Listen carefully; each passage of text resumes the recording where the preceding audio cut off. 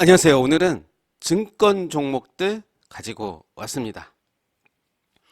최근에 증권 종목들이 크게 상승하는 모습을 보여줬습니다. 특히 삼성증권의 경우는 상한가 가는 모습을 보여줬고 미래에셋증권도 상한가 근처까지 가는 모습을 보여줬습니다. 덩달아 다른 증권 종목들도 상승하는 모습을 보여줬는데요. 증권 종목들이 왜 상승했나 찾아보니까 이런 뉴스 때문에 상승하는 모습을 보여줬죠. 삼성증권 같은 경우는 외국인 통합계좌 출시 기대로 상한가 가는 모습을 보여줬고, 실제로 미국 개인 투자자들은 한국 시장에서 직접 매매를 할 수가 없었습니다.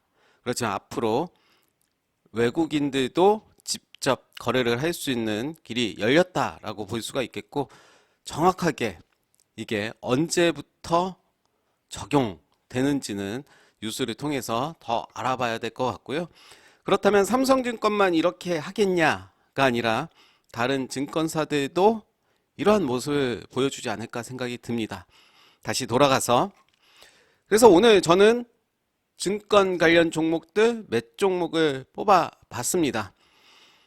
지금의 자리 증권 관련 종목들 보시면 역사적인 신고가를 계속해서 쓰고 있는 모습을 보여주고 있습니다. 지금 보고 있는 차트는 미래에셋 증권인데요. 월봉을 보면 역사적인 신고가 이미 쓰고 있습니다. 계속해서 역사적인 신고가가 나오고 있죠. 아마 이 자리가 될 것 같습니다. 29,000원 이 라인이죠. 이 라인부터 역사적인 신고가였고 거의 3배 정도 상승하는 모습을 보여줬는데요. 높은 자리 위험하죠. 높은 데서 떨어지면 많이 아픈데 아프지 않으려면 기준을 정해야 된다라는 거죠. 저는 개인적으로 손절할 자신이 없으면 매수를 하지 말아라 라는 그런 철학을 가지고 있고요. 그렇다면 기준을 어떻게 정하느냐는 우리가 차트 분석을 통해서 그 기준을 잡아야 된다라는 거죠. 뭐 예를 들면 나는 마이너스 10%에서 팔겠어. 모두가 그렇게 적용할 수는 없을 거고 차트 안에는 거래량, 저항, 지지, 캔들 뭐 이렇게 들어가겠죠. 그 저항, 지지를 보시면서 시장이 폭락이 나오거나 어떤 급변이 나왔을 때 그 기준을 차트를 통해서 우리는 분석을 해야 되고 주가가 오를 때는 당연히 팔지 말아야 되고 주가가 하락할 때는 매도를 해야 되는데 실제로 우리들은 그 반대로 하고 있죠. 개인적으로 저도 전에 손절을 해야 되는데 손절을 못하는 경우가 있습니다. 심리적인 문제인데요. 사실 이 종목을 내가 매수를 한 이유는 수익을 얻기 위해서 매수를 했지만 제 생각과는 다르게 반대로 가고 있는 상황들이 있습니다. 기준을 정해 놨음에도 불구하고 잘 안 되는 경우가 있죠. 그러다 보면 어느 순간 손절할 수 없는 더 큰 금액이 되는 거죠. 그래서 심리학에서도 이런 이야기들이 있죠. 손실 회피 심리가 있고 처분 효과라는 심리 때문에 우리가 떨어지는 주식을 매도하기는 더 힘들다.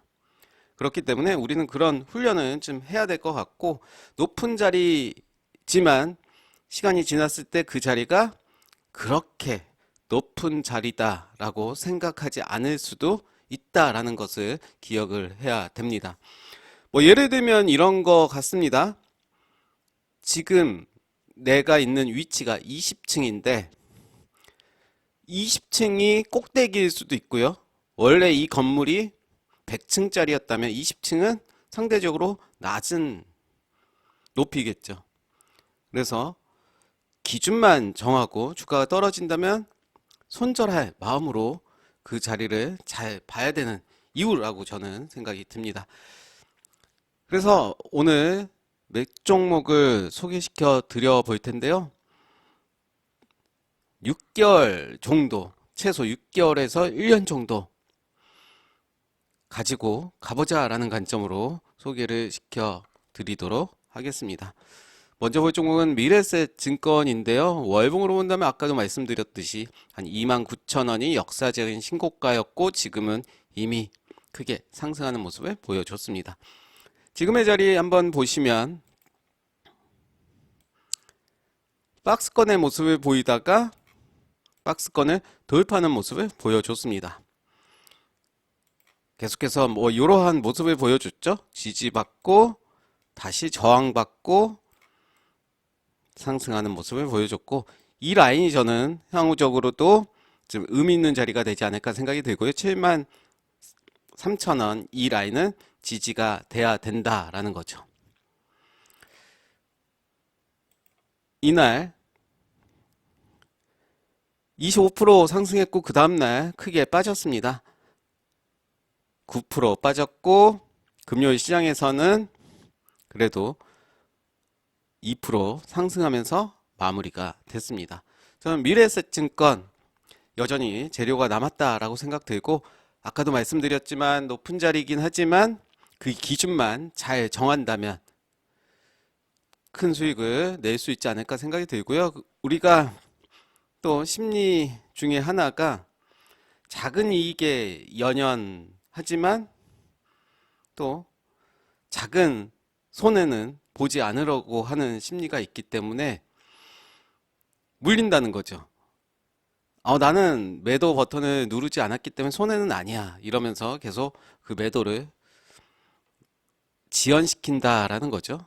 그래서 우리는 작은 이익에 너무 연연해서 3%만 오르면 5%만 오르면 바로 매도해버리는 것이 아닌가 생각이 들고요.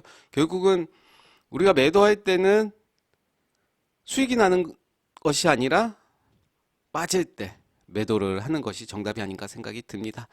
다음 종목으로는 키움증권인데요. 키움증권도 꽤 상승이 많이 나왔습니다. 사실 이 종목은 작년에 누군가 산다라고 했을 때 너무 높은 자리니까 좀 조심해야 된다라고 말씀드렸는데, 결국은 그 자리가 한 25만 원 그런 자리였습니다.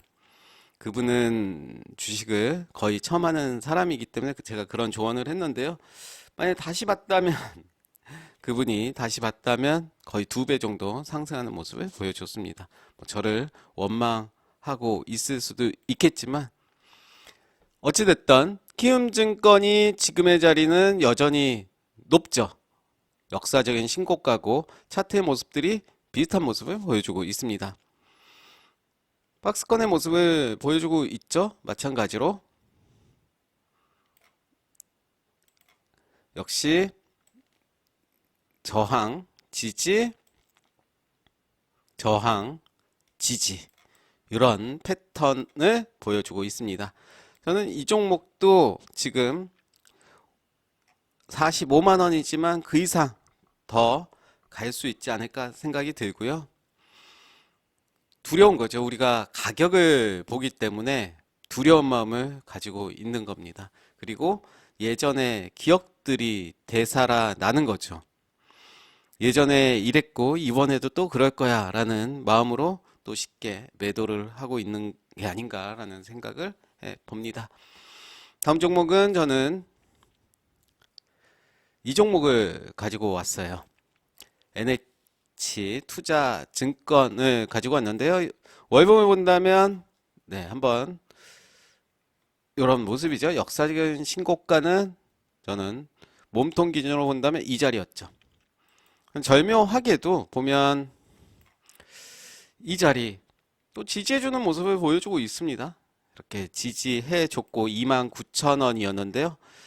29,000원에서 불과 20%밖에 상승이 나오지 않았습니다. 물론 이 자리는 더 가긴 했지만 이 자리까지 한다면 44,000원, 한 50%는 갔네요. 50% 가긴 했지만 몸통 기준으로 봤을 때는 다시 20% 정도 상승하는 모습을 보여줬고, 좀 더 지금 더 위로 갈 가능성이 있지 않을까 생각이 들고요. 구체적인 거는 각 기업의 재무제표를 하긴 해야 되고, 저는 재무제표 그리고 여러 가지 ROE라든가 PBR, PER 등을 고려했을 때 다음으로 소개시켜 줄 종목을 원픽으로 생각을 하고 있습니다. 그래서 이 종목 한번 보도록 할게요. 아마 실적 발표가 다음 주 5월 15일인가 5월 20일인가 지금 헷갈리는데요. 이 종목을 가지고 왔습니다. 한국금융지주라는 종목인데요. 이익률이 이번에 대단하게 나왔다라는 거죠. ROE가 꽤 크게 나왔다라는 뉴스도 나왔었고, 또 여러 가지 지표들도 다른 종목들보다 나쁘지 않은 모습을 보여주고 있어서 저는 이 종목을 원픽으로 좀 생각을 하고 소개를 시켜 드립니다. 일봉으로 볼 때 이 종목 한번 보시면 이런 모습이죠. 네, 이런 모습입니다. 한번 줄을 그어 볼게요. 고점에서 줄을 긋고 긋고 긋고 긋고 이런 모습인데요. 또 월봉의 모습을 보시면 줄을 그어 보도록 하겠습니다. 역사적인 신고가 뭐 요런 자리 요런 자리 마찬가지로 이런 자리들에서 또 지지해주는 모습을 보여줬고, 바닥에서는 이러한 모습을 보여주고 있습니다. 다시 일본으로 넘어가서 본다면 최근에 크게 상승이 나왔습니다. 30만원 정도 나왔고 좀 크게 빠지는 모습을 보여줬죠. 올라갔다가 빠지고 이런 패턴으로 가고 있고 다시 이런 모습을 보여주고 있습니다.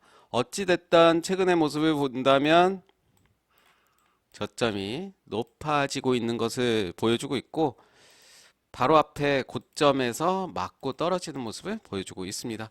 그렇지만 아까도 말씀드렸듯이 6개월, 1년 정도의 기간을 보고 투자를 지금부터 해 나간다면 충분히 좋은 결과가 나오지 않을까 생각이 들고, 오늘 소개시켜 드린 종목 중에 저는 개인적으로 제 마음이 가는 종목 한국금융지주였고요.